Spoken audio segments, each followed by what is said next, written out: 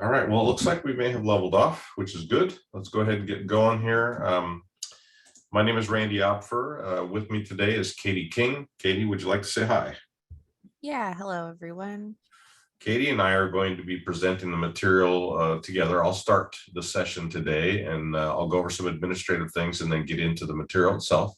About halfway through, Katie's going to take over and we'll switch places. So during whoever is presenting's time, the other person is in the background answering questions. So as they come up, so you have a couple of different things that you need to look at wherever your control panel is located. You have a Q&A button, and the Q&A button is where you would pose questions for Katie to answer the first part and me to answer the second part. Nobody is allowed to, you're all muted basically until we allow you to ask questions at a later time. But for that, until that time, just make sure you go through the Q&A box. In the chat box, you'll notice that Katie just uploaded a file.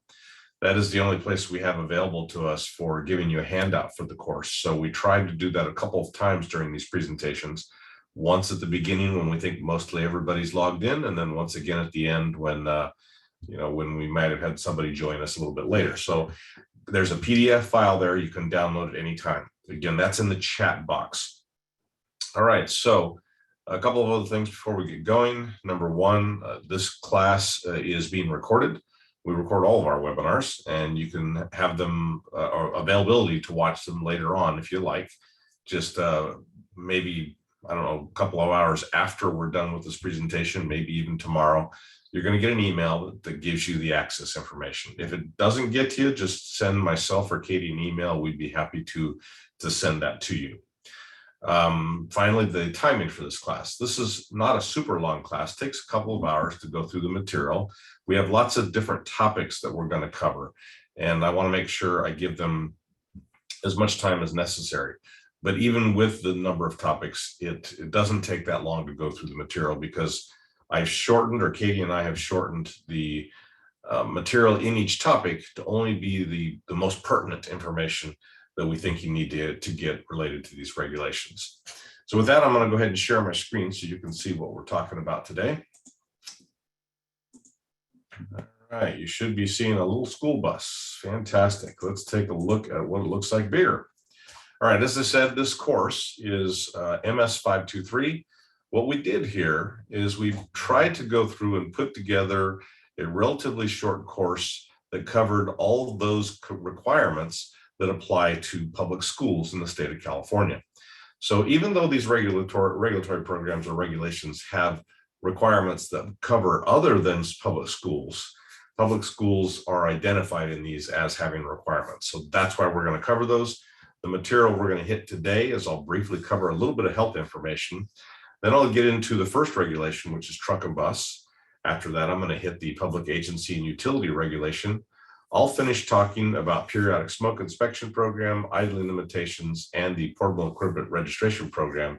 And then I'll turn it over to Katie to deal with the off-road regulatory program, as well as something called LSI. And she'll finish up by talking about some funding opportunities.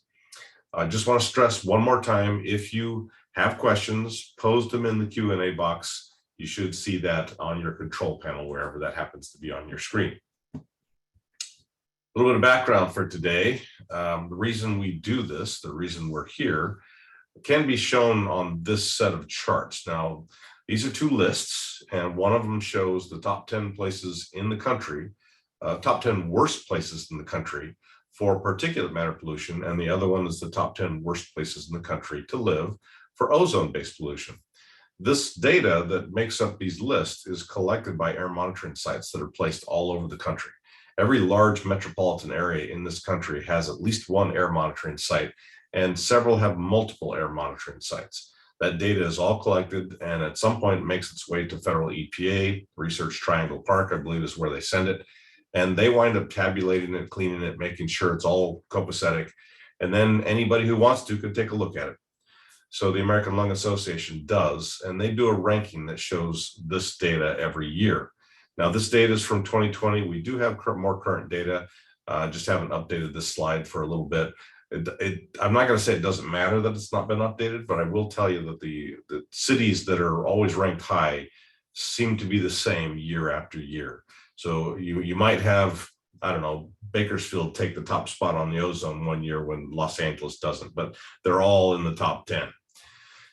Anyway, this is the reason why these regulations exist, because California has an issue. We have some of the worst air pollution and one of the largest populations exposed to that air pollution. So we are a more regulated society in California compared to most other states when it comes to air pollution.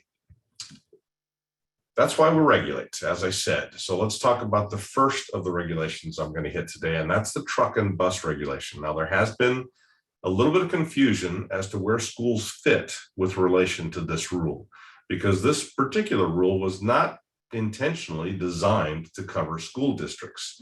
It was designed to cover private and federal fleets that operate diesel vehicles or alternative fuel diesel vehicles that have a gross vehicle weight of more than 14,000 pounds. So anything 14,000 pounds and more. And almost all the requirements you've ever heard related to this rule are for that group of vehicles.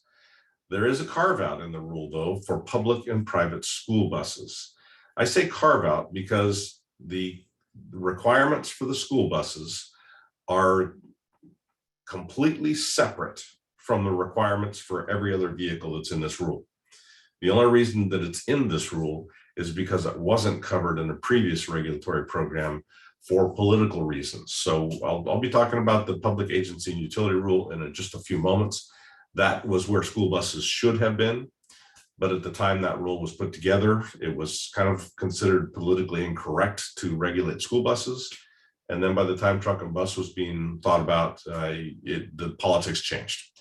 So again, public and private school buses are in the truck and bus rule as far as the requirements, but the requirements are completely separate and just for the public and private school buses. All right, so what are the requirements and what vehicles are we talking about? So as it applies to schools, the truck and bus rule covers any diesel fueled school bus with a gross vehicle weight rating of more than 14,000 pounds. Now, what is a school bus? You have to define practically every word whenever you're writing a regulation. So the way we chose to do it was to use the vehicle code definition. 545 is the code section, and it defines what a public school bus is, or a school bus, not necessarily public. And generally, it's providing transportation of any school pupil at or below the 12th grade level to or from a public or private school, to or from a public or private school activity. When we think school buses, we think yellow buses. And if it's being used for some other purpose besides hauling kids around, it's no longer considered a school bus at that point. It is considered a bus that falls under the other sections of the truck and bus rule. Now, what are the requirements? So, before we can get there, I do need to tell you there are some exemptions. So school buses that aren't over 14,000 pounds. I don't know how many of those there are in the state, but I know there are some, the smaller van type school buses that are less than 14,001 pounds. Because that's the call out number for this rule, they are exempt from the requirements. If you have a school bus that's registered as historic, I personally have never met any school district or person that has one like that, but it is possible. And if it has been taken out of regular service and kept as a historic vehicle, then it does get an exemption from this rule. If you have school buses that don't run on diesel, there are some that run on compressed natural gas or liquefied petroleum gas, or even electric school buses or other hybrid vehicles that don't use diesel fuel. They would be exempt from this rule because it only covers diesel fuel. And finally, you have low-use school buses. So the definition for a low-use school bus is any school bus that is driven less than 1,000 miles per year. In order for that to work, in order for it to be an exemption, there has to be a functioning odometer, and the records of that use have to be kept. Now, it says kept internally on this slide, and this is the first time I'm going to say this, but I want to make sure you're fully aware that the truck and bus rule does not require any school district anywhere in California to report any of their school buses. It is not a reporting requirement for school buses or school districts within the truck and bus regulation. And I know some of you have reported your school buses, and there is a reason for that. We'll talk about that again later, but just so you understand, whenever you as a school district are trying to get public funding to replace one of your existing school buses, perhaps with an electric, then in order for that to work, you have to prove that your bus is in compliance with all regulations. And the only, well, I shouldn't say the only, but the easiest, best way that we found to do that or to provide that proof is by having you put the information in our reporting system. Other than the funding part of it, though, we don't require any reporting of school buses in our systems. The compliance requirements are twofold. The first is retiring old buses. So if you have any buses that were manufactured before 1977, they needed to be retired. They should be out of the picture as of right now. I mean, they were supposed to be out as of January 1st, 2012. So we're 10 years past when those buses were supposed to be off the road. And, there's not 100% compliance there. We still find school districts operating two-stroke buses in some rural areas, and two-stroke buses definitely were built before 1977. Anyway, anything that was newer than 1977 must have a filter on it, and that is a requirement. Now, this says level 3 diesel particulate filter. There are 3 different levels of filters. Each level, as you go higher, controls more of the soot coming from the engine of the bus. A level 3 is the highest level of filter available for any retrofit purpose. So this rule requires you to get the best filtration system that is available. And that would be a level 3. Now, here's another key factoid about the truck and bus requirements for school buses. This rule does not require any school bus to ever be turned over if they have a filter. It stops at the filter. With the rest of the vehicles that are in the truck and bus rule, they're required to turn over those vehicles to ones that have a 2010 or newer model year engine. The school buses were never part of that requirement. They're in the truck and bus rule again with their own special requirement to filter, and they're done. So that's good, I suppose. Now, as I intimated a few moments ago, reporting is not required. School buses should only be reported if they're in the truckers reporting system, which is the reporting system for the truck and bus rule, if they're requesting or when they're requesting or the district is requesting funding to replace those buses. If you do have to report, that's when it is. Now, we do require that you maintain records, and the kind of records that we would look for if we ever asked for them are shown here. We want to know who owns the bus itself, which school district we're talking about, and some contact information for that particular district and who's in charge. We want what kind of vehicle it is, what vehicle information. We want to know what the engine is, if you have a filter, and if it's a low use, then we need the information, the records that you're keeping for that. Now, these records are supposed to be maintained where they can be easily produced if we ask for them within 5 days. Now, we periodically will audit school district records for compliance with these rules, and that's when we ask for the records. So we don't need it to be reported to us. That's school buses. That's all there is to it. If you have a school bus, got to have a filter, all right? Let's talk the other vehicles besides the school buses that a school district might have. These are also considered public agency vehicles. So those vehicles would fall under the public agency and utility regulation, which was put in place way before the truck and bus rule was. It was back in 2004, 2005 timeframe that this regulation was put in place. This rule covers a very similar type of vehicle. It's not a school bus. It's everything but a school bus that you're operating that is over 14,000 pounds and runs diesel. So if you have other vehicles in your fleet, sometimes they're termed white fleet vehicles, because a lot of times the public agencies like to paint them white for some reason. Then it has to be running on diesel, and it has to be over 14,000 pounds. If you have, and it covers anything that is 2007 model year or older. There are some exemptions from this rule as well for school districts. If you happen to have emergency vehicles, now some school districts do, some don't. But if you do, those emergency vehicles, as they're defined as being an emergency vehicle by the vehicle code, are exempt from this regulation. If you have off-road vehicles, your tractors, backhoes, and bulldozers, they don't fall here because they're going to fall on a rule that Katie's going to talk about a little bit later that's specific to off-road vehicles. So we don't usually put them in two places. Again, we talked about school buses and what the definition of that is, but because school buses are covered by the truck and bus rule, they're exempt from the public agency rule. Again, it's a situation where we don't cover two vehicles, the same vehicle by two regulations. And solid waste collection vehicles and public transit buses, we have other regulations that deal with those type of equipment, so they don't fall here.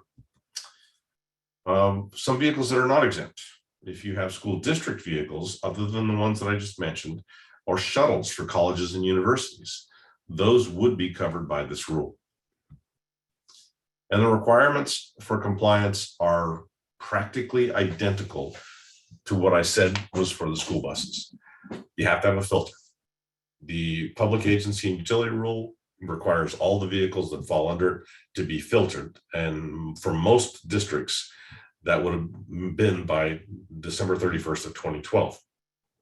Now, the term here on this slide is best available control technology, because when this rule was put together, there were some alternative methods besides filtration that you could use to comply, and they were all categorized as best available control technology. But at this point in time, it is a filter. That is what is required. There's only one situation where you might have vehicles in compliance that are not filtered, and that would be if you exist in something called a low population county. I'll show you what those are in a few moments, but there is a stipulation in this rule that gives any more rural school district the opportunity for slightly different turnover rates and slightly different requirements. The ones that are exempt, you have low use vehicles. I'll tell you what that is in a moment, and low population county low use. Again, it's just where you are, and it does give you a little bit higher use of the vehicle.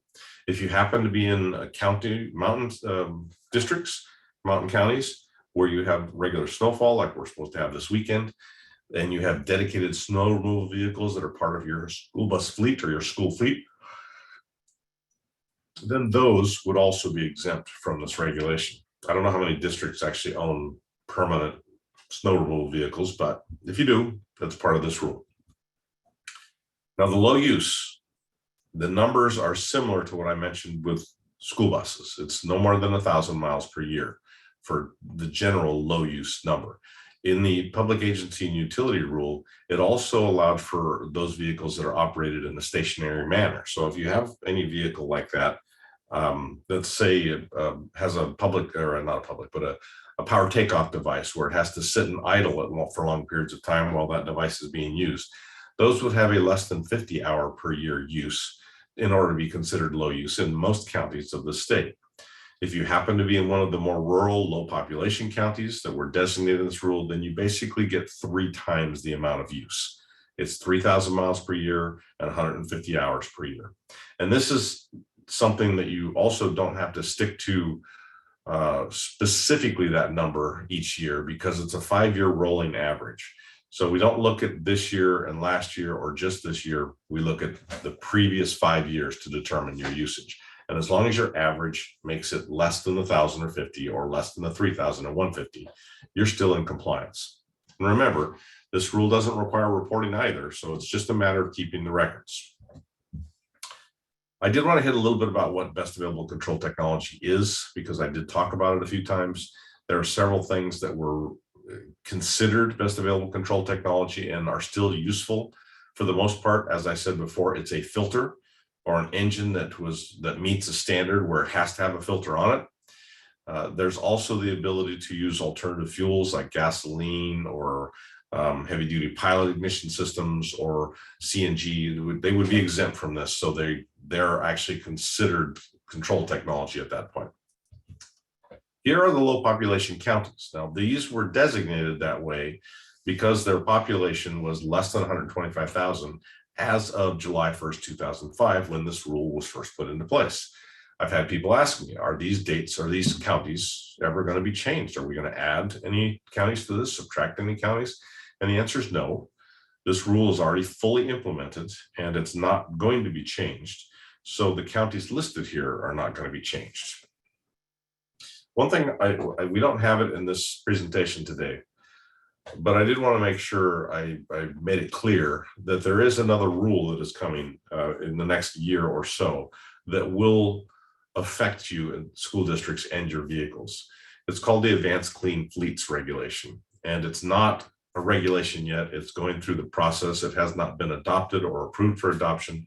We do talk about it in some of our other classes, but when that rule becomes a rule, it will overtake this one, and it will have different requirements for the vehicles that currently fall under this. But until that is a rule and is fully adopted and implemented, this is what sticks. This is what you have to comply with. I hesitate to go over this, but I want to make sure I cover all my bases, because there is one particular option in this rule that allows some school districts in some parts of the state to operate unfiltered equipment, even now, more than the low use limitations. And that's something called accelerated turnover option. This was only available in those counties that were designated as low population. And it was something that your district, your county and your district had to request to be put into this. If your district or county was requested and did submit that request when it was supposed to be done, then you could have operated all of your equipment until the year 2020. And at that point, you had to get rid of anything older than 1994.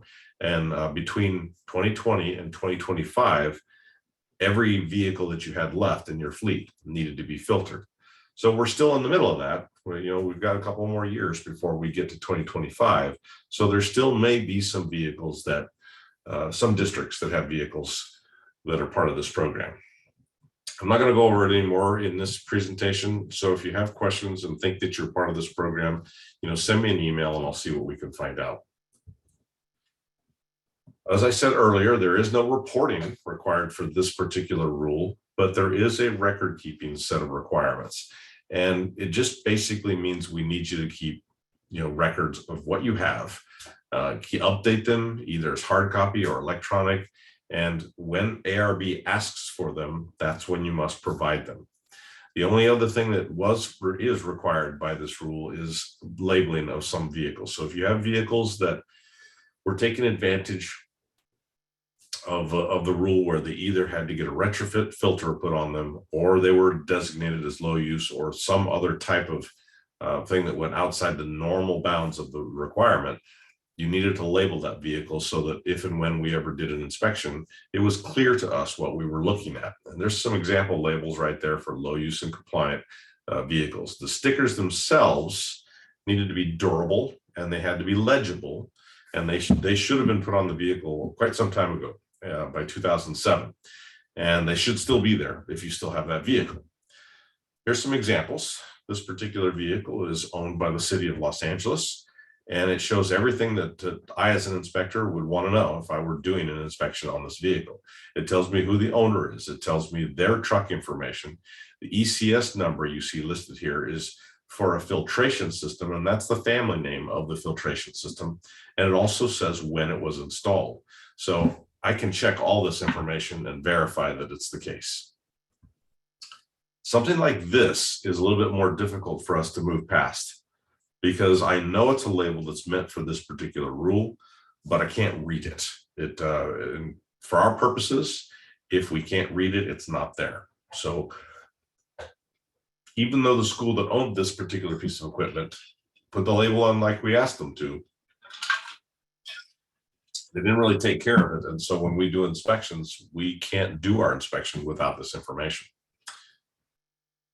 Some common areas of non-compliance are shown here. Let me get that back up here. The biggest area of non-compliance that we have whenever we deal with school districts is records.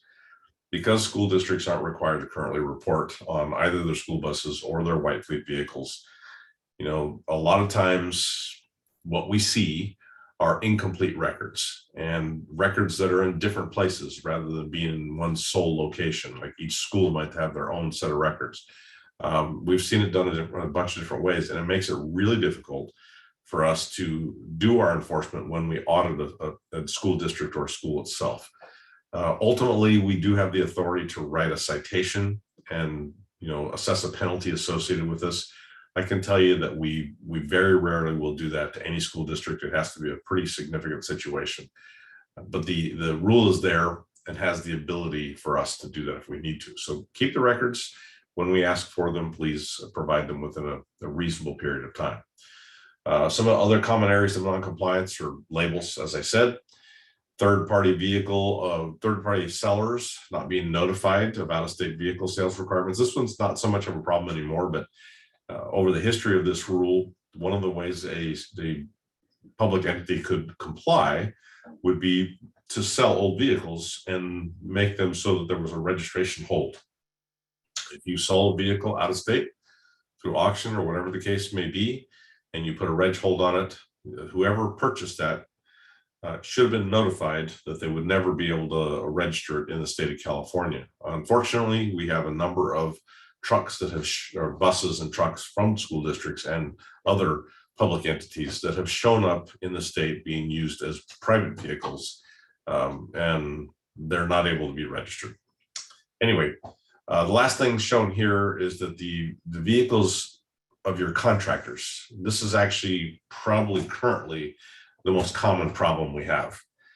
So if you are a school district where you hire contractors to come on your locations to do work for whatever reason, maybe you hire somebody to put in a new portable or do some plumbing or fix all the locks in a school, whatever they're doing, they don't technically work as school district employees. They're private contractors, and they usually will have their own equipment. When you bring somebody onto your property like that, it's your responsibility as a school to hire operators that are compliant with our rules. So if they're bringing vehicles onto your school district or your school properties, as long as they're under your employ, you are responsible for their compliance. Now, in that case, if we find a vehicle operating on a school district grounds that is not compliant with our other regulations, whichever rule applies, we'll write the owner of that piece of equipment a citation, and we will also write the person who hired them a citation. So that would be the school district. All right, let's talk about the periodic smoke inspection, or PSIP program. This is a program that has been in place for, well, more years than almost any other diesel related rule we have. This was first put in place in 1998, and it's what we call an in-use regulation. So most of our rules, like the public agency rule and the truck or bus rule, they have a stipulation as to what kind of equipment you have to have, but they don't go beyond that. They say you have to have a filtered vehicle, but those rules don't say you have to have a certain emission rate of that filtered vehicle over a given period of time, because they are not in-use rules, they're just standards. Now, this rule is an in-use rule, which means it doesn't really require that you have any particular kind of equipment necessarily, but it does require that you maintain the equipment so it has low emissions. And it doesn't apply to every entity in the state. First of all, let's talk about the different programs that fall under the same category. The HDVIP, or heavy duty vehicle inspection program, and the periodic smoke inspection program are essentially the same test. They have the same mechanism that's used to determine the in-use compliance of vehicles. It's just who does it. So the HDVIP is roadside inspections by CARB employees. We have our own enforcement staff. They go out, they do inspections, and they verify compliance with this program. When it's called periodic smoke inspection program, that's when the owner of the vehicle is supposed to do the test themselves. And as I said, it doesn't apply to every owner in the state, but I would wager that it applies to all school districts, because here's what the requirement says. If you have California-based on-road trucks, 2 or more of them, with gross vehicle weight ratings of more than 6,000 pounds, then you're in this program. You have a testing requirement for most of those vehicles, maybe all of those vehicles. So again, you have to be California-based. You have to have 2 or more vehicles, and those vehicles' weights have to be over 6,000 pounds. If that defines your fleet, then your fleet and all the vehicles that meet that description are in the program. Now, which ones do you have to test? the ones that are where the engines are older than 4 years or 4 years old and older. So when you buy a brand new one, usually say you bought a 2022 unit. The 2022 diesel units probably have a 2021 engine in them. So the engine is already a year old. And 2022 would be its first year, 23 would be its second year, still exempt. 24 would be its third year, still exempt. And then 2025 would be when that engine turns 4 years old, it becomes one of the vehicles that has to be tested. When I say tested, what we're talking about is an opacity test. This is putting a meter in the stack and looking at the emissions coming from the engine. This rule went through a modification a few years ago, and so we're going to talk about what those limitations are. But first of all, I just want to make sure you knew which vehicles were covered. These are the opacity limitations that are required. So if you have a school bus or a white fleet vehicle, again, California-based, diesel, on-road, 2 or more, over 6,000 pounds, if it has a filter, a diesel particulate filter, whether it is a retrofit or one that came on the engine from the factory, your opacity limit is no more than 5%. Now, opacity is just a measurement of density. The more dense a smoke plume is, the higher its opacity is. And to give you kind of a mind's eye, 5% is actually where most people with normal vision can just barely start to see smoke coming from anything, coming from a fireplace or a stack or anything. If you see just wispy, barely there smoke, you're probably really close to 5%. If you can definitely see it, but it's still very light, chances are you're close to 10% or above. So 5% is very low. And honestly, any filter truck should be able to reach that quite easily. In fact, most filter trucks should be able to be tested and show near zero as far as their opacity limits are concerned, because diesel particulate filters are quite capable of removing 99.9% of all the soot that comes out of a diesel engine. Now, there are some vehicles that will not have filters on them. Those would be like your low use vehicles, or if you have the other ones I was talking about, like a dedicated snow removal vehicle, they're not required to have filters, so they may not, but they still have an opacity limit, and the opacity limit is going to be higher than 5% because there is no filter, but it's still significantly lower than what the previous version of this rule had to say. So there's the listing form. You also have a couple of specialty type engines that might get a higher opacity limit depending on whether or not they fit into those categories. Now, this test, I said the test has to be conducted on all vehicles that meet the definition I already went past. Who does the test? Well, generally speaking, you have two choices. You can either pay somebody to do it, somebody that is contracted to test your vehicles, or you can use an employee of your school district to conduct those tests. It's fine either way, as long as the tests are conducted. Now, if you hire somebody to do the test, then they're required to have successfully completed a certification class at one of the diesel schools that operate out of local community colleges throughout the state of California. There's 8 community colleges in the state of California that have these programs where they will certify people to do smoke tests. And they're part of the CCDET program, which is, again, just a program that revolves around diesel or mechanic schools, basically.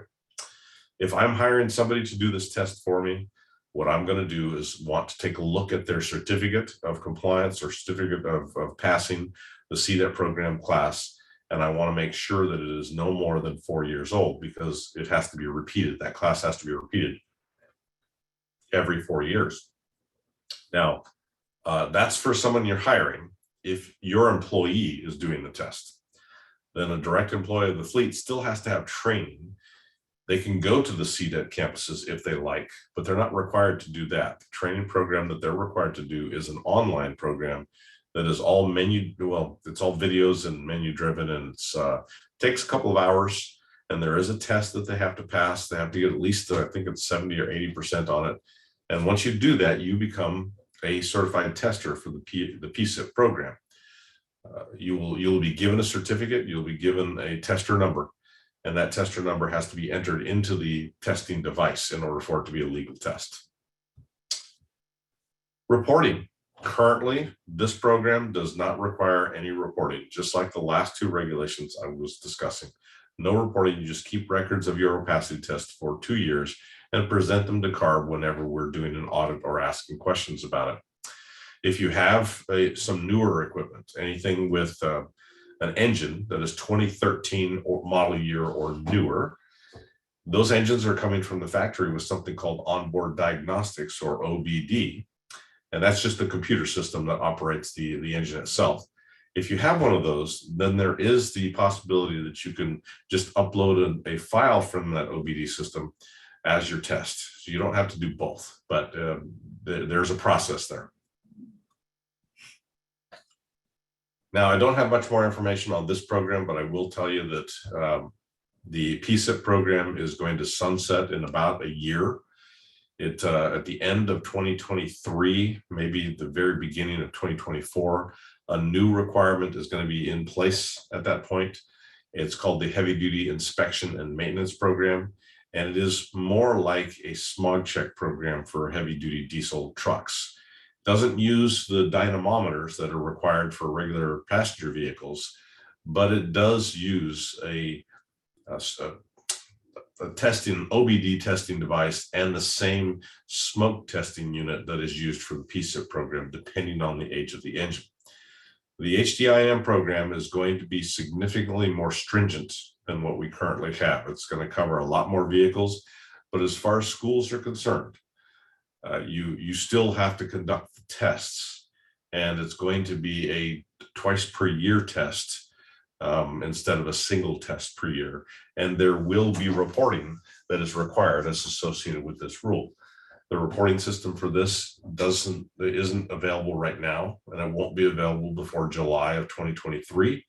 But once it becomes available, there will be a requirement for you to report all of your vehicles that fall into the categories we're talking about to that system, and then report test results to that system on an by semi-annual, biannual basis, twice per year. All right, that's the smoke testing. Let's hit a little bit of idling here. And idling has been around for quite some time, idling requirements for school districts and for regular commercial vehicles. There are limitations for both. Now, for commercial vehicles, it would be any commercial diesel fueled vehicle over 10,000 pounds gross weight. The limitation for those vehicles is no more than 5 minutes of idling.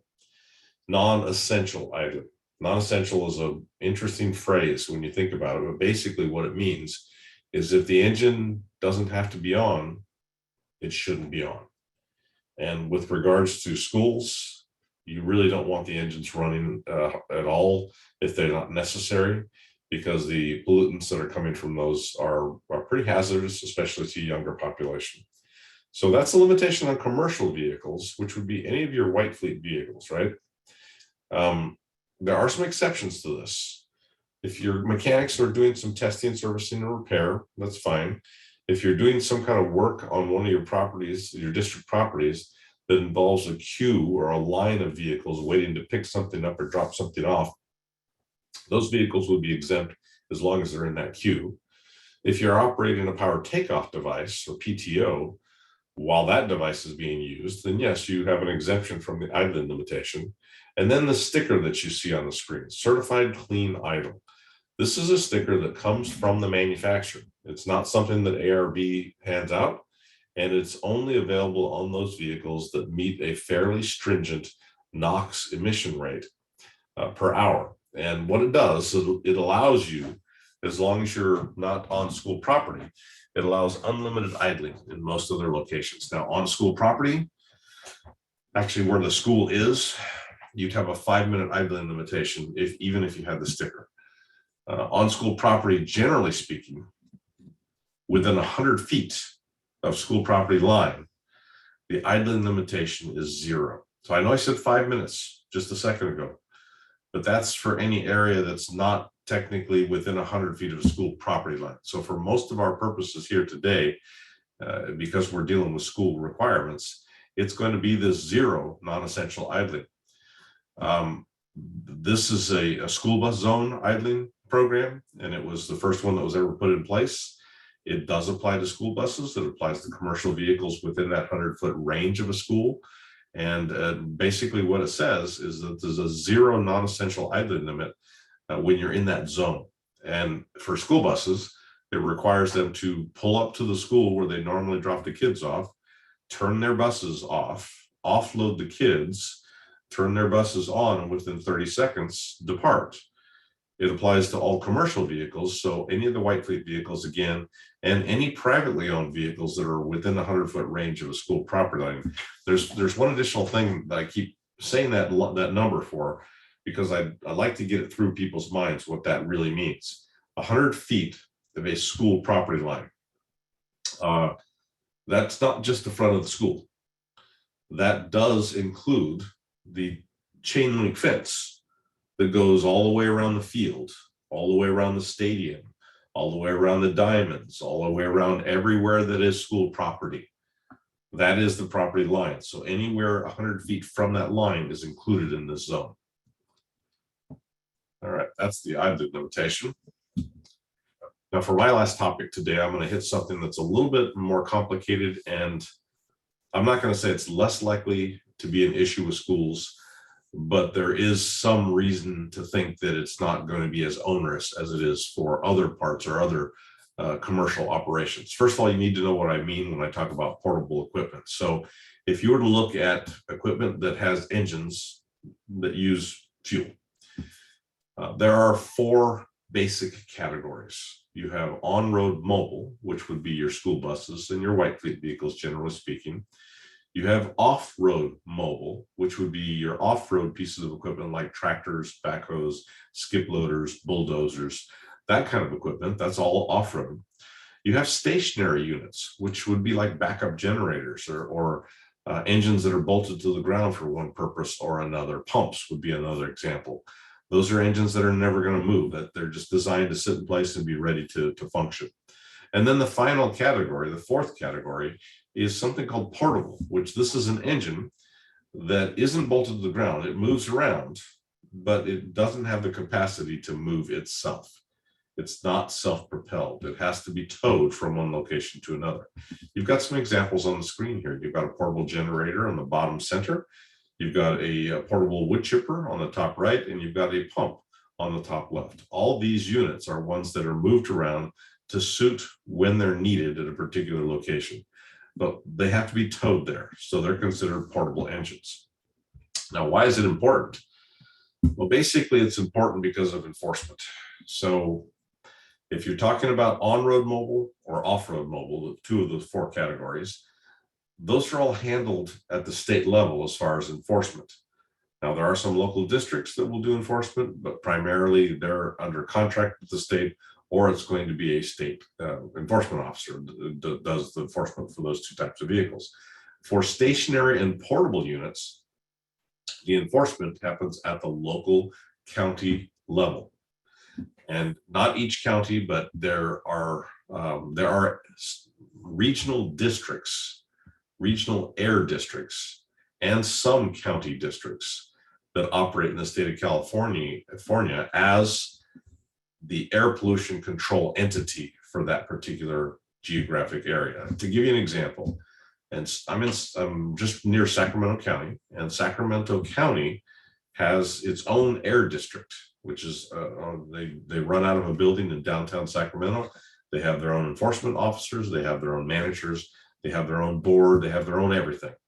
They are a county-run agency, but they are not the Air Resources Board. So they have primary enforcement authority over portable and stationary units. Now, why is that important? Well, it's important and it creates an issue because of something else I just mentioned. I mentioned that portable units mean that they move around, but the districts that provide enforcement for them don't move around. So if I'm in Sacramento County and I have a portable unit, then Sacramento County inspectors are the ones that are going to be doing enforcement for my particular situation there. But let's say I decided I was going to go to Placer County or to Sutter County or San Joaquin County or Los Angeles County. I'm moving. I have the ability to do that. I can tow this thing anywhere I want. I'm moving to a different air district.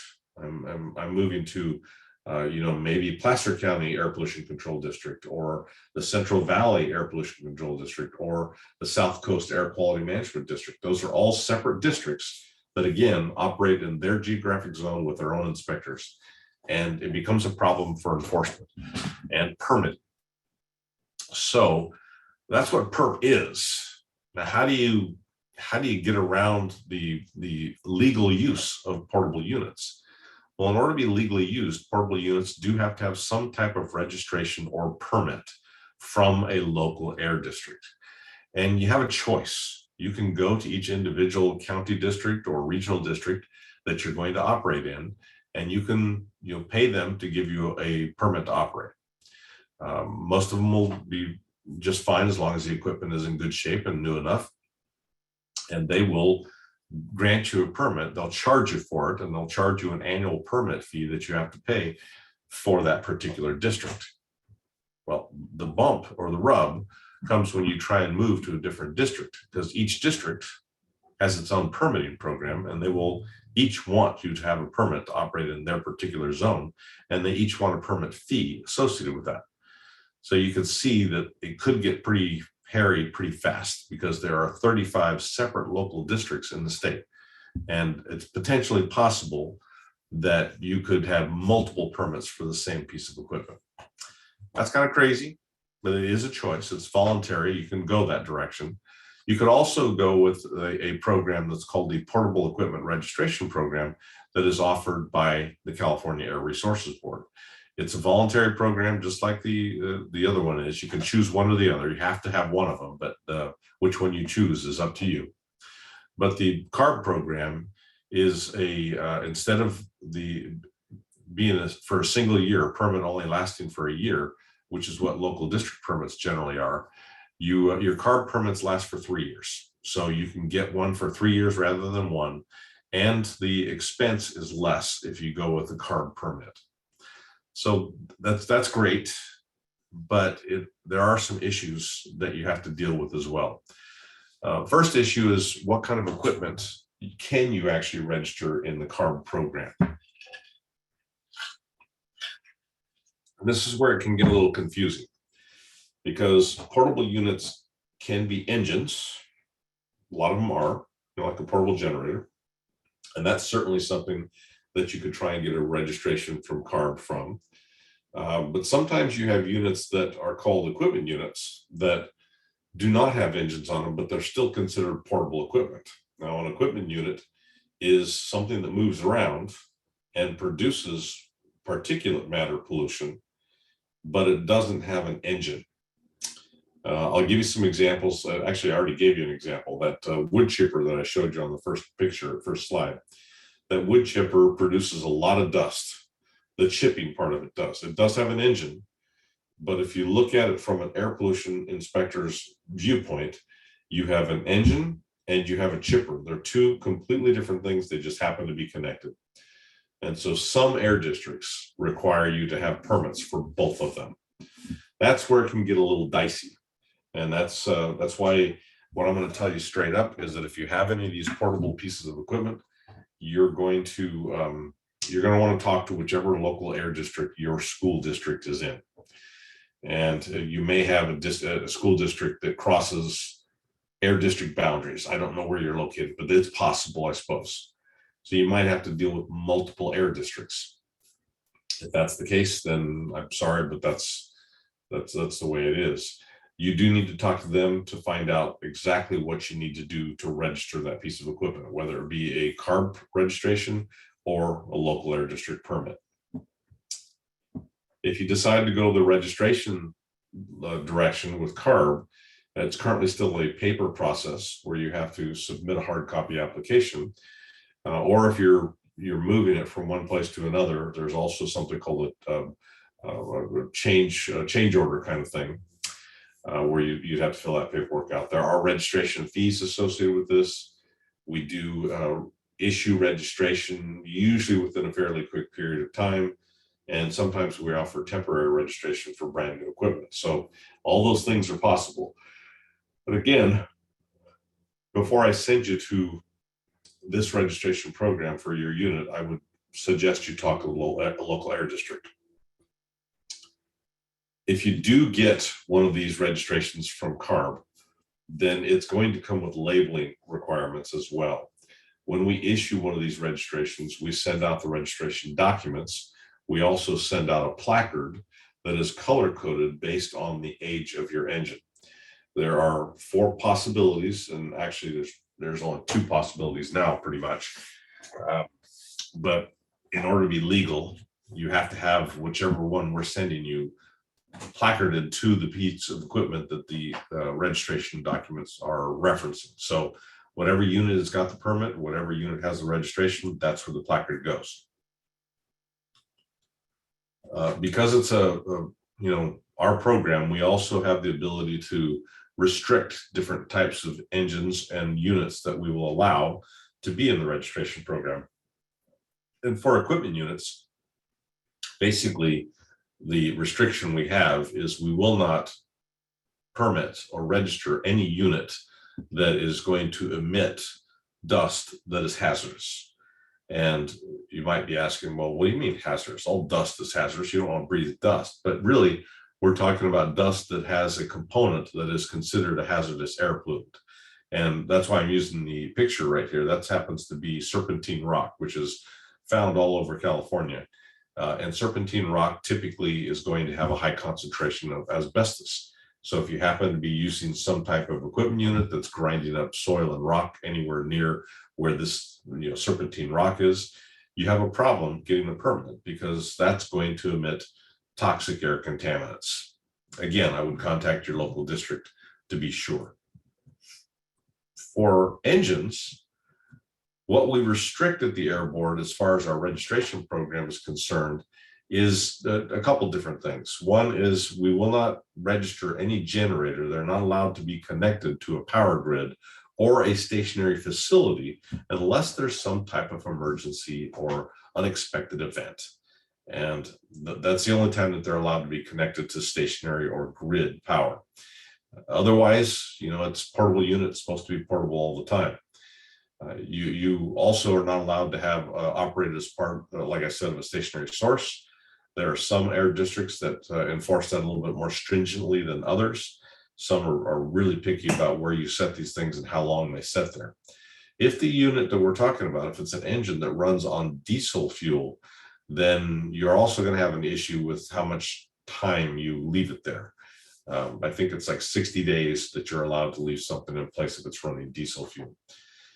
There's also one more requirement related to time, and that is if we register a unit in this portable equipment registration program, you can use that to go anywhere in the state, but don't leave the equipment in the same location for 12 months or longer. Because if it's in the same location, not moving, it's not considered portable anymore. It's actually considered a stationary device. And you could get a citation for leaving it in that spot for more than 12 months. Okay. If it happens to be diesel, I already mentioned that a little bit, but there's a specific set of requirements for diesel engines that are portable. And it only affects portable diesel engines that are at least 50 brake horsepower. The idea of the portable ATCM, it's called an airborne toxic control measure, or ATCM. The idea is to reduce particulate matter from this type of engine by getting rid of older engines, by not letting older engines come into the state of California anymore, and then also either doing some type of fleet emission reduction or restore or phase out older engines. Let's see, let's look at the phase out. All right. So the phase out is shown here. A minute ago, I was talking about labels and placards, and I said that you probably only have, 2 colors of placards that are available anymore. That would be the green and blue. That'd be for a tier 4 interim and a tier 4 final, or tier 3, sorry, and a tier 4. The reason I say that is because the tier 1 engines and the tier 2 engines have already pretty much gone through phase out, or very shortly will go through the phase out. So you may have a couple left, but they're going to be phased out. And when I say phased out, I mean they're going to be illegal to operate once that date comes and goes. You're not going to be able to get a registration. You're not going to be able to get a permit. Again, this is for diesel portable engines. So be aware that if you have any of those, you need to be cognizant of the fact that it's going to get phased out. Now, there is a way that you could keep them, but you'd have to convert them to low use in specific timeframes, and you actually have to submit paperwork for that to take place.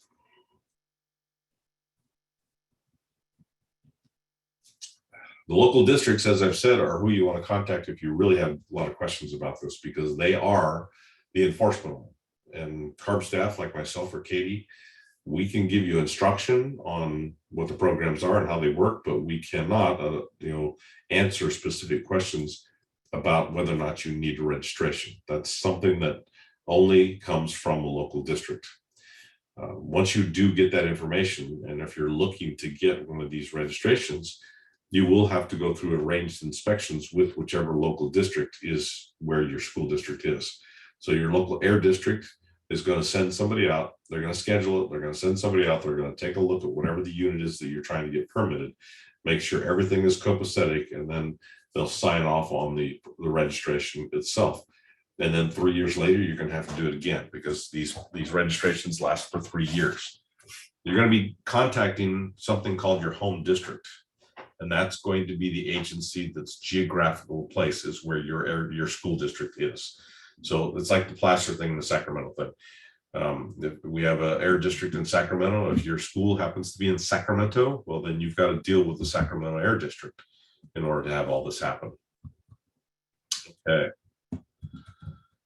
All right, that's all the information we have on portable today. There's a lot more possible, and we do have additional courses that you can sign up for whenever they're available. So this is where I turn it over to Katie, and she starts on in-road, off-road diesel vehicle regulation.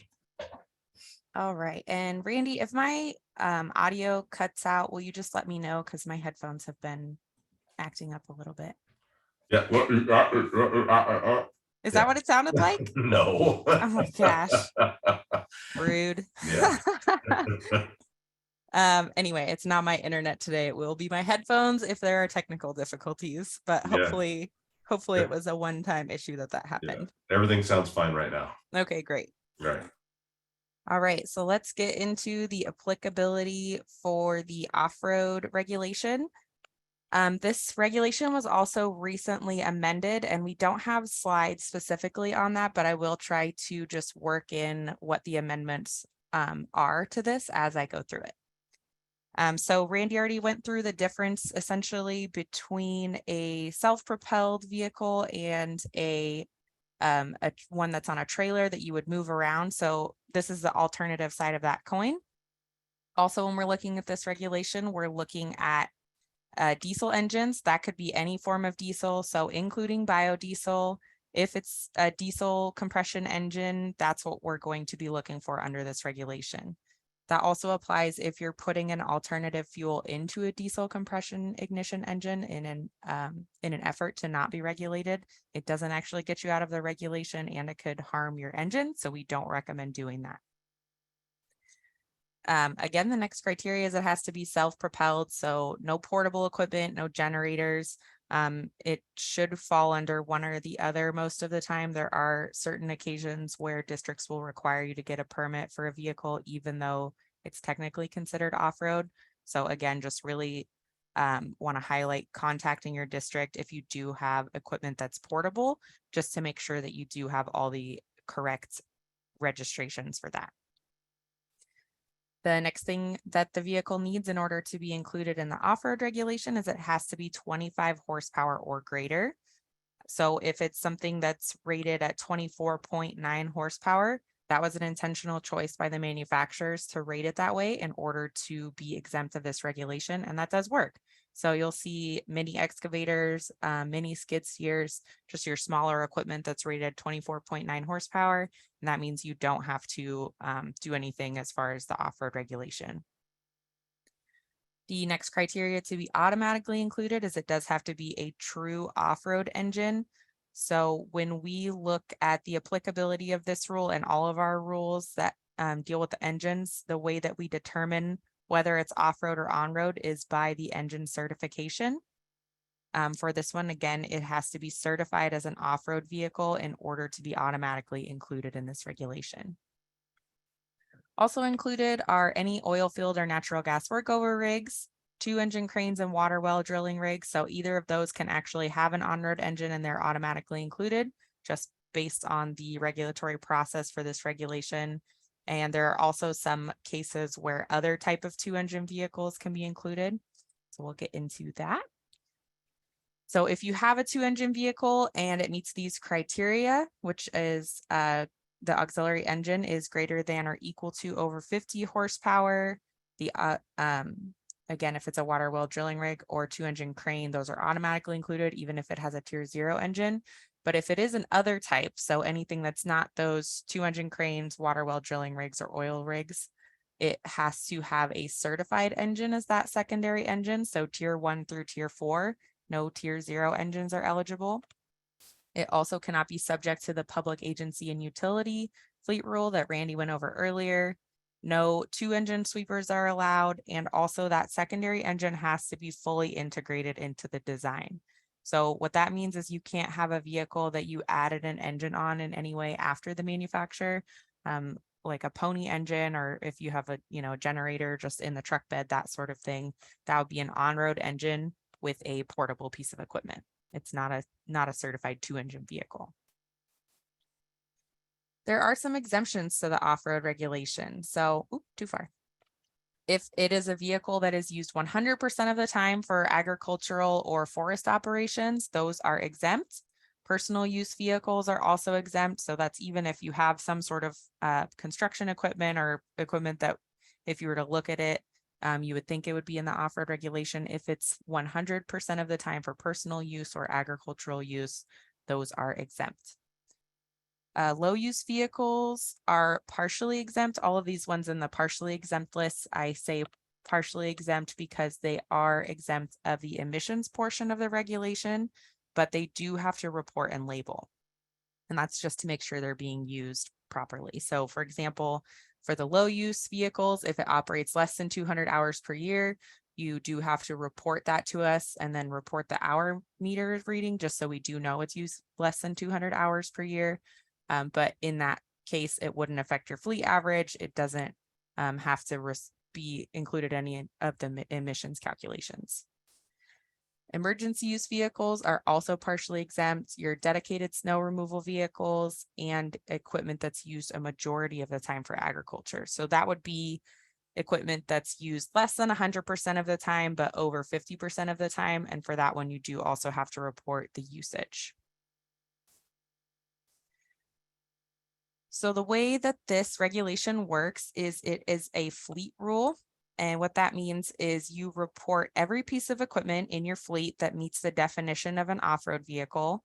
That includes all vehicles under common ownership, so whether or not they're kept at the same facility. We then use a formula to create an emission rate for each piece of equipment in your fleet, and that goes toward your fleet average.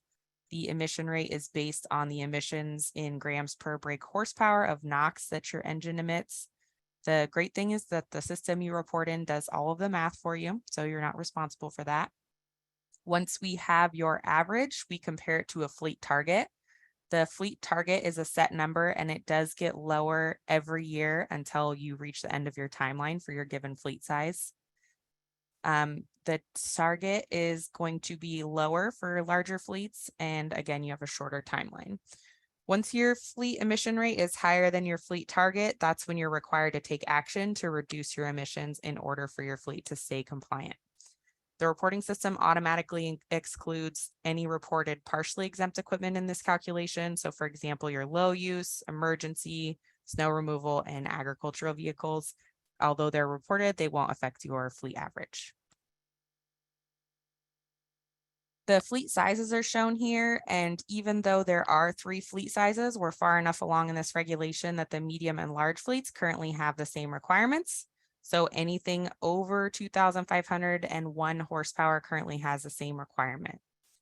Small fleets are those with less than 2,500 horsepower, and they also include municipality fleets in low population counties or fleets in captive attainment areas, regardless of the total horsepower of those fleets. All state and federal government fleets are considered large regardless of their total horsepower. And we'll get into some specifics on those 2 little exemptions that I just talked about, or not exemptions, but kind of carve outs. So I mentioned that municipality fleets in low population counties qualify as small fleets regardless of their horsepower. This is a list of the counties that qualify as small fleets due to operating in low population counties. This designation is not going to change, so no counties will be added or removed from this list. And this is the municipal fleets that are not necessarily county owned, but they apply to be considered small fleets due to their location in a low population county. These are individual municipal fleets in these counties, and they're not covered by, or if it's not listed on this slide, then it's not covered by the low population county municipal fleet provision. So you do have to explicitly be listed on this list in order to use that provision. And the last one to be considered a small fleet are captive attainment fleets. So captive attainment fleets are those that operate exclusively in counties that were in attainment for NOx and ozone at the time that this regulation was developed. Again, these counties are already determined. No counties will be added or removed from this list. The fleets in the captive attainment areas get to comply with the small fleet requirements regardless of the total horsepower. If you do have multiple locations you operate out of, and one of those is in a captive attainment area, you can contact the DOORS staff and they can create a fleet portion for your fleet that will allow the part of your fleet that operates in the captive attainment area to follow the small fleet schedule, even if the other equipment has to follow large or medium fleet. If you do portion your fleet, just make sure that you know that you can't use the captive attainment equipment outside of the captive attainment area. So those fleets are only eligible to operate in those areas because, again, they were in attainment for NOx and ozone. So we want to make sure that the dirtier equipment isn't operating in the areas that are already having a hard time with their air quality. Additionally, just for the captive attainment area fleet, if you do have this designation, the labeling is a little bit different. So it's a green label with white lettering on your equipment that's designated captive attainment. So this is the map of the captive attainment counties. There are some areas that are not connected. So it's very important to just know where you're operating because, again, you can't operate your captive attainment area, captive attainment equipment outside of the captive attainment areas.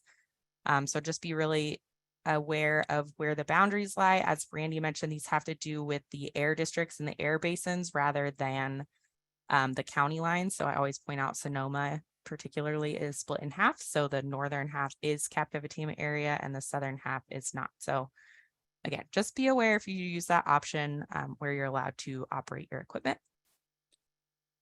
And then this is the same counties or areas highlighted on the map, but just listed out. So feel free to keep that for your records. It is in the handout. There are reporting requirements for the off-road regulation. There are 2 kinds of reporting, initial reporting and annual reporting. So initial reporting is the first time entering your fleet information.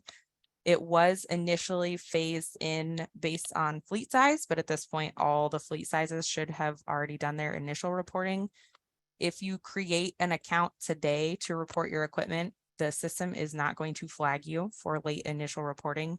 There are fleets that enter California every day, so we would have no way of knowing if you were a new fleet or late reporting for your initial reporting. So the reason I say that is report as soon as possible. If you're not already reported, please, please, please get your information in there. If you are caught in the field with unreported equipment, there are citations and financial penalties. So we want to make sure that all of your initial reporting is done. The annual reporting is your use the diesel off-road online reporting system. And I swear, no matter how many times I say that, it's just gonna never roll off the tongue. So we always call that DOORS. DOORS is the system where you go in and report your information. That's where you report all of your equipment, and then also where you would put in your hour meter readings for the year. Basically, all of your reporting information is housed there. There are paper forms also available if you do not want to use the online system.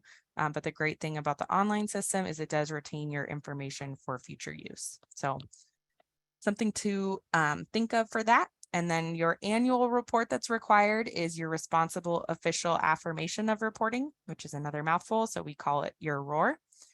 If you do have anything to update, that's when you go in and make sure that it's updated. And then your person who is ultimately responsible for the fleet will go in and certify the information is correct. Your ROAR reports are due annually by March 1st of each year. And then any equipment that's added into your fleet or sold should be reported within 30 days.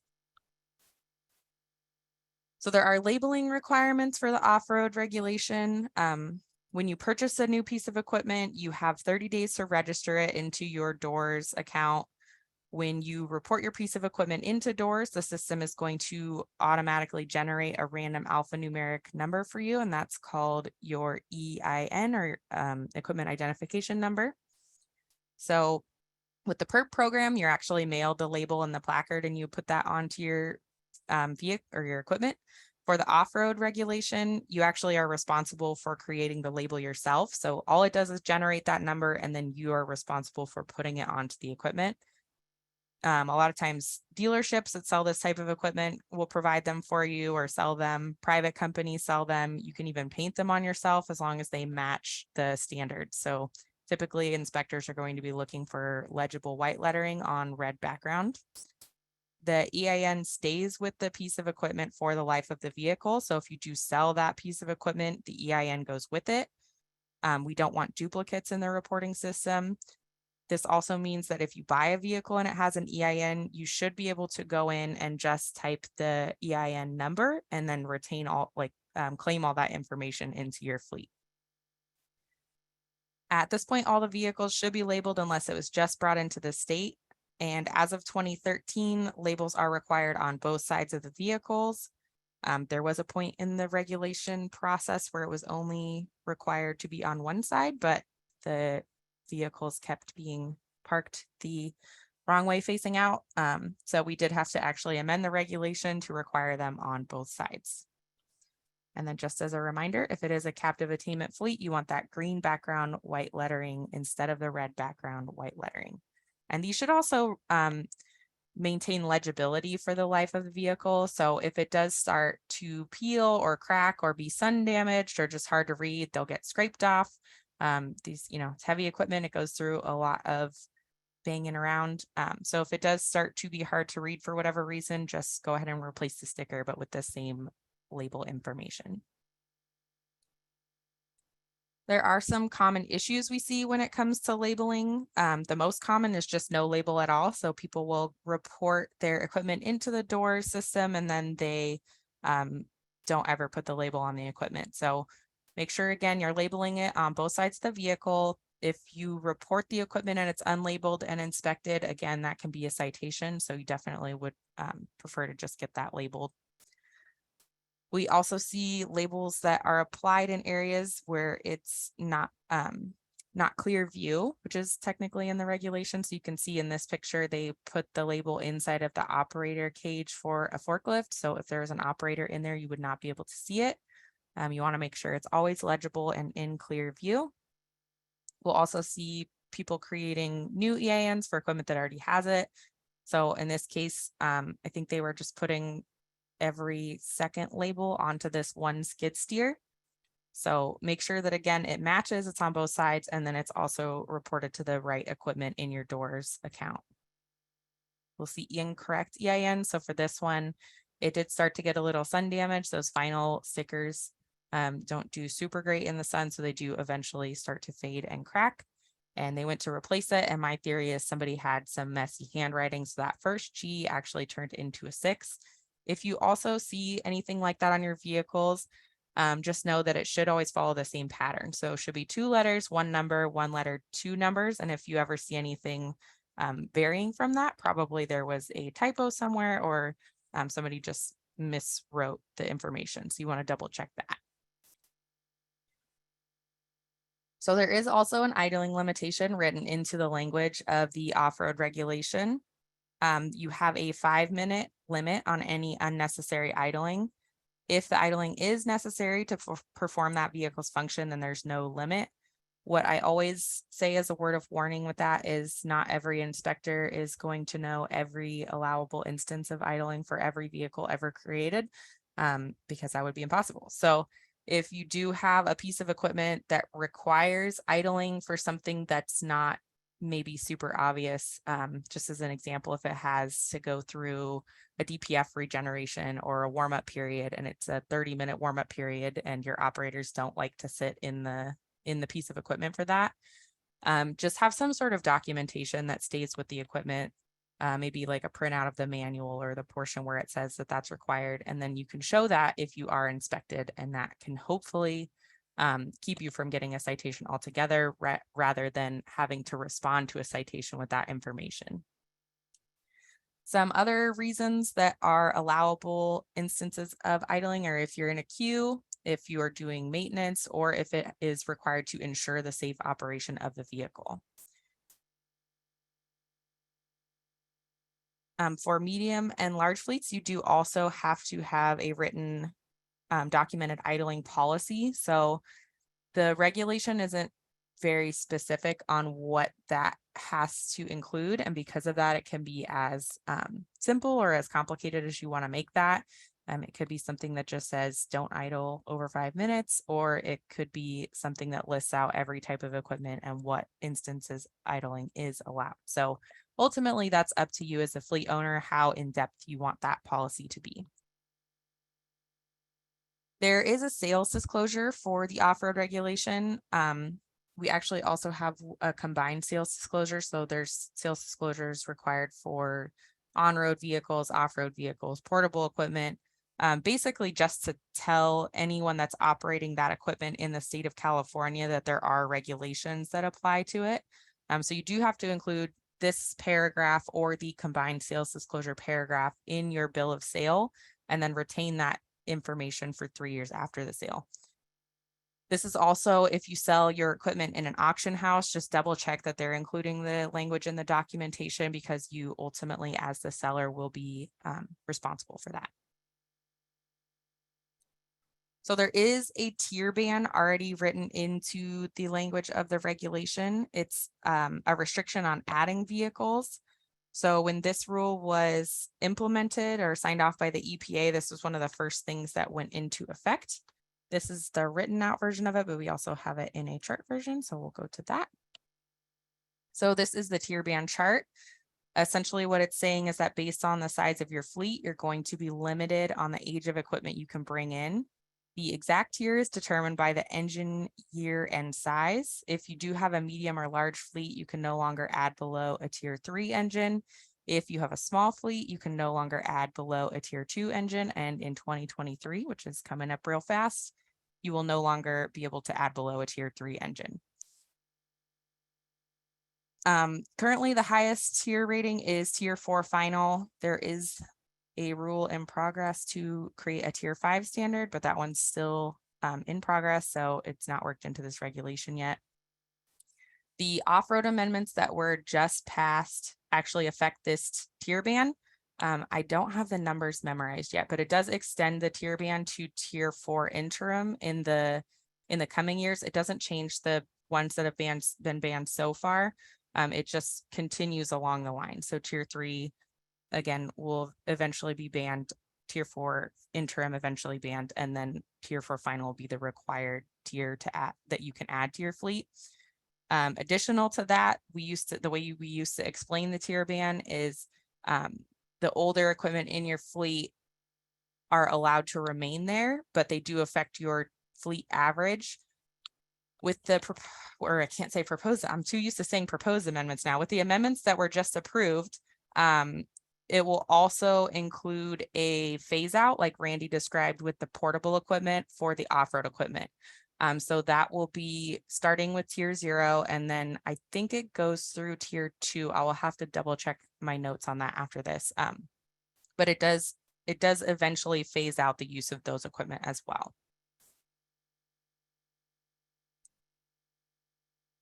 So when you're adding equipment, essentially you're affecting your ability to comply with this regulation. And there are 2 ways the system allows you to comply. The first option is fleet averaging, and that takes into account your overall fleet emission average, which is what I've touched on up to this point. The second option is best available control technology, where you turn over 10% of your total fleet each year. Whichever option you use, you do have to take action before January 1st of each compliance year. So we'll get into the specifics on fleet averaging. Again, it's based on the NOx emission rate of each engine in your fleet. There is a formula we use to calculate the average using these emission rates for each piece of equipment. We then add all of the emission rates together and compare the average emission rate of your fleet to a target that is set automatically. All of this is done in the DOORS account. You don't have to do the math, and the breakdown of the math is shown in the compliance snapshot page. It is important to note that your target emission rate does get lower over time, but so long as you are at or below the target, your fleet is compliant. For the backed method, this is a method that actually ignores your fleet average, so you don't have to meet your fleet target through the usual method. It requires a 10% turnover each year prior to January 1st in order to make your fleet compliant. You do have to apply this to your older vehicles first. So your tier 0, tier 1 vehicles first. And again, that has to be completed before January 1st of each year. There are some exemptions. So there's some equipment that doesn't qualify for backed credit. Typically the reasoning for this is these are newer vehicles or already filtered vehicles or vehicles that are compliant with the regulation. And because of that, we don't want you making any changes to those vehicles or altering them. So because of that, if you do retire or drop these to low use, they won't generate backed credit. Nope, that was weird. Does it look normal again, Randy? Yeah, looks fine. Okay, it popped out of presentation mode for a second there. I don't know what that was Weird. about. Okay, so then we also have a micro fleet option. This is for your smallest fleet. So the total horsepower has to be less than 500, and that does include equipment that wouldn't normally go toward your fleet average. So if you have low use equipment, the partial agricultural equipment, snow removal equipment, anything that's reported that wouldn't usually affect your fleet total actually does affect the fleet total for the micro fleet. So you really only can have a couple pieces of equipment in order to be eligible for this option. It does allow you to extend your phase in. So you do have until 2029 in order to turn over to that tier 2 standards if you do use this option. If you want to use this option, you do have to contact the DOORS staff. You cannot opt into it on your own. So if you are eligible for this, feel free to contact the DOORS staff. So for low use, this is one of the things also that is being changed in the amendments. So currently the way that it is structured is there's permanent low use and year by year low use. In order to use the permanent low use, you would have to use your equipment less than 200 hours per year. If you do go over the 200 hours per year, the tier ban applies. So you can't add that equipment back, and it would take away any backed credit that you earned for putting that equipment into permanent low use. The year by year option is actually getting phased out, so I don't want to get too much into it. But the amendment to the exemption in general is also incorporating the 3-year rolling average into the permanent low use option. So it still will be a little bit more flexible than it has been, but ultimately you won't be able to go back and forth between placing a vehicle into low use and then out of low use. So once it's in low use, it's guaranteed to stay low use and you are required to keep it under the hours, or it is banned if you try to add it back. So now we'll get into the large spark ignition regulation. So this applies to your spark ignition engine, spark ignition driven forklifts, tow tractors, sweepers, and I am struggling with the words today, airport ground support equipment. And for this one, you have to have 25 horsepower or greater engines and 1 liter or more displacement. So if it doesn't meet both of those criteria, then it is actually too small to be included in the regulation. This refers to your propane type equipment, not diesel. In order for this regulation to apply, you do have to have more than 3 forklifts or more than 3 tow tractors or other type equipment. So it is, I think that's written wrong. 3 or less. No, that's right. Okay. We had a couple presentations where the small fleet exemption was written in a way that was kind of confusing. So I have to double check it every time. But as long as it's 3 or less forklifts or 3 or less other type of equipment, you're considered a small fleet and you don't have to comply with the requirements of this regulation. It's once you get that 4th piece of equipment that you are subject to the rule. Something to note with that is that electric equipment does actually count in this regulation, so long as you have 1 propane equipment. So for example, if you had 1 propane forklift and 3 electric forklifts, you're technically still under the applicability of the large spark ignition regulation. The nice thing about that is all electric equipment does is help you. So you definitely would be compliant. It's another fleet averaging type regulation. So those electric units benefit you. But unfortunately, in order to include them in the calculation in a way that would benefit you, we did have to include them in the total number of your fleet.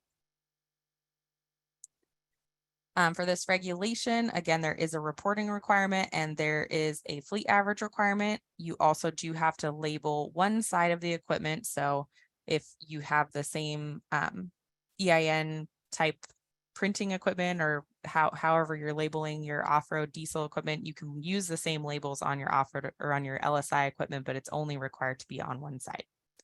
We do also offer full classes on the off-road diesel regulation and the spark ignition regulation if anyone does need more information on either of these. If you do have these sort of fleets, so if you have an LSI fleet or an off-road fleet for diesel and you need assistance reporting or figuring out the regulation, we do have resources available to you. So the off-road zone has a section for diesel and LSI. You can access our training schedule there, and we also post recordings of all of our trainings there, so you can actually watch those at any time. There's also a knowledge center. It has some training videos there and some fact sheets. There's a lot of good resources essentially on the off-road zone, or again, you can always look for our classes. For the off-road diesel class, it's MS 504, and for the LSI, it's MS 505. If you do have any additional questions with fleet planning or questions about your fleet specifically, you can always contact the DOORS hotline or the DOORS staff at the email on the screen. So now we'll get into some funding opportunities. Something to note with this is funding availability is always changing. I didn't have the opportunity to revise this section before this class today, so a lot of this information probably is already outdated at this point, just because the funding information is so quickly changing all of the time. So your best resource for up-to-date funding is typically going to be to check our website. We have a funding website. There's a CalSTART funding finder tool that I'll post the link to in the chat when I'm done presenting. Or you can also go through your local air district because they typically are the ones that disperse most of the funds. Something also to note with the public funds is they're typically not going to pay for compliance. So what that means is if you have a deadline to turn over equipment that's coming up, a lot of times the money won't be eligible to pay for those type of projects, just because that emission reduction is going to be made whether they incentivize that project or not. So they do take into account whether it's something that would have been done anyway, or if it's something that they can preemptively kind of encourage you to do in order to reduce the emissions. So again, the local air districts, typically they're the ones that disperse a lot of the funds, especially for the school buses. They do administer their funding typically to school districts that reside within their territories. There are a few districts that manage programs statewide, but you can always look at the air district map at that first link, the California air districts, or check with the CAPCOA roster to see your local air district. And then also most of the air districts disperse funds for the Carl Moyer program. So there's typically some funding eligibility there. It is only open for certain times, so you do want to make sure to check with your air district to see when they're going to be offering that funding. So utility providers, there are different utility providers throughout the state of California, and they offer a range of funding programs for zero emission school bus infrastructure projects and vehicle purchases. So typically these can be used to match funding. So if you participate in something like HVIP or a different funding program, a lot of times the utility providers will work in combination with that to fund the infrastructure side or other parts of the zero emission transition. The amount does vary based on region, and then also the timing for how long that would take to do that sort of upgrade. So just make sure to contact your local utility provider to see if they are giving out this type of funding and what type of funding you might be eligible for. There are some statewide incentives. So we have the grants portal link here. You can look at all the grants and loans offered on a first come first basis by each California state agency. I mentioned HVIP on the last slide. That's it was the hybrid voucher incentive program, but it's no longer that, just because a lot of hybrids aren't eligible for it at this point. So they do still have some money allotted to that program. And there's more coming in every day. So just keep an eye on it. I think portions of it are still actually open for solicitation, if what I've heard recently is correct. Again, this information changes so frequently. I'm always hesitant to say that just because a lot of times it gets used up really quickly. There was a while where the HVIP program specifically was all the funding was allotted within 10 minutes of the opening. So there is a lot more funding that's been allotted to it. I do think there are sections of it or set asides that are still accepting applications. So definitely take a look and at least keep it on your radar. Sign up for their listserv to see when the next time they'll be opening funding for that program. The Energize program, which is Energize with 2 I's, it drives me crazy if you're trying to type that in somewhere, is run by the California Energy Commission, or CEC, and that one's for infrastructure funding. So you can always, again, try to get some match funds for that, fund the infrastructure and fund the school buses through the different programs. There is also the Volkswagen Mitigation Trust Fund, or VW fund, and that's dispersed by the San Joaquin Valley Air Pollution Control District. So that does have some money set aside for zero emission transit, school buses, and shuttle buses. There are also a couple national programs. So the DERA program offers some rebates on zero emission school buses and also CNG or propane buses. So you can check their website again to sign up for their email list, and then also to look for funding announcements to see when they're going to be opening that back up for solicitation. We have some additional resources just to finish out. So if you do have questions, you can always contact the diesel hotline. Make sure to say that you are a school district or public agency, just because it, again, does affect the way that they can answer your questions. You want to make sure that you state that so they know you're not a typical heavy duty vehicle owner, because that's going to have different requirements. You can also contact truckers at the email on the screen. They are very, very busy in January, and this January in particular. So just if you do have any questions there, try to have patience. It could take a bit for them to get back to you with that email. We also have the Truck Stop website that has all the same type of resources as the off-road zone. So lots of fact sheets and FAQs, lots of guidance documents that are stored there. And then we also have the smoking vehicle hotline if you do see something on the road that you want to report to us. And with that, that wraps it up. So I will pass it back to Randy to put up timer so we can answer any questions anyone has still outstanding. And then I will also try to find that CalSTART funding finder link to post into the chat.